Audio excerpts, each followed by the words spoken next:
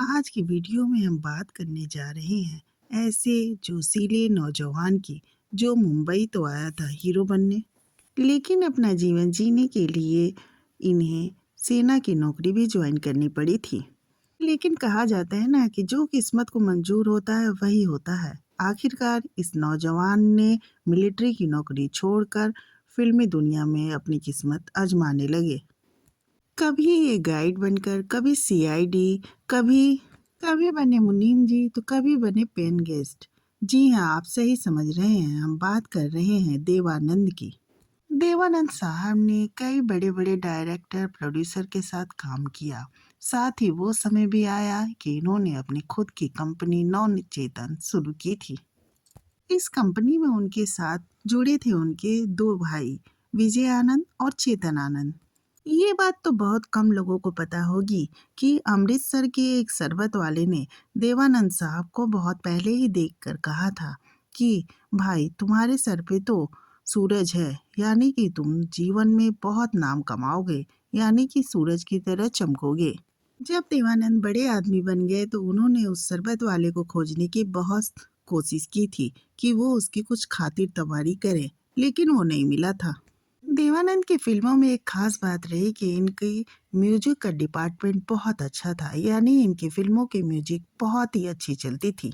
S D Burman ने देवानंद की फिल्मों में यूं संगीत दिया जैसे लगता था कि वो देवानंद की फिल्मों के लिए ही संगीत दे रहे हैं। और एस डी बर्मन का साथ देवानंद के साथ जुड़ा रहा।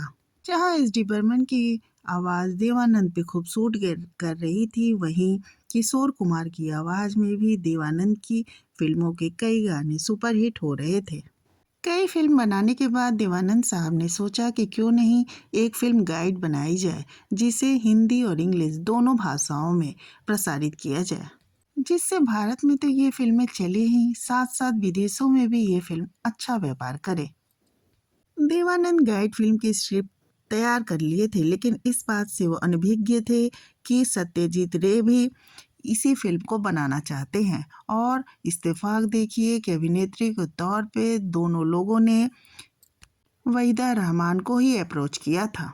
और फिर वही हुआ जो होता है कि ये फिल्म जब रिलीज हुई तो उतनी सक्सेस नहीं हुई, लेकिन आज की डेट में इस फिल्म को एक विशेष फिल्म माना जाता है। देवानंद की फिल्में इस कदर पसंद की जाती थी कि इन्हें एवरग्रीन हीरो का खिताब भी मिल चुका था। और दीवानगी का आलम तो ये हो चुका था कि इन्हें ब्लैक कोट पहनने पे रोक तक लगा दिया गया था, क्योंकि देवानंद साहब जब ब्लैक कोट पहन के निकलते थे तो लड़कियां उन्हें देखकर बेहोश हो जाया करती थीं, क्योंकि देवानंद को लड़कियां उस जमाने में खासा पसंद करती थीं। जब देवानंद की फिल्में एक के बाद एक सुपरहिट होने लगी तो देवानंद ने ये डिसाइड किया कि वो अपनी फिल्मों का डायरेक्शन भी अब खुद ही करेंगे। इस तरह देवानंद साहब डायरेक्शन के क्षेत्र में भी उतर गए और उन्होंने एक फिल्म बनाई, हरे राम हरे कृष्णा। देवानंद के बारे में एक बातें खासी मशहूर रही कि ये नए कलाकारों को खूब मौका दिए। टीना तमान और टीना मनू इसके उदाहरण रही। जीना तमान को उन्होंने फिल्म हरे राम हरे कृष्णा में लिया था।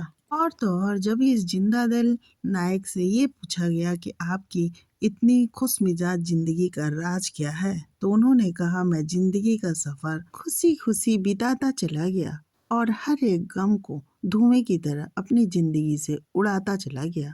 चलिए अब बात करते हैं देवानंद के जन्म के बारे में। देवानंद का जन्म 26 सितंबर 1923 को हुआ था। जगह थी शंकरगढ़, पंजाब, जो अब की पाकिस्तान में है। इनका पूरा नाम धर्मदेव पिशोरीमल आनंद था। इनकी राष्ट्रीयता भारतीय थी। इनकी इन्होंने कल्पना कार्तिक से विवाह किया था। इनके बच्चे थे सुनील आनंद और देवीना आनंद।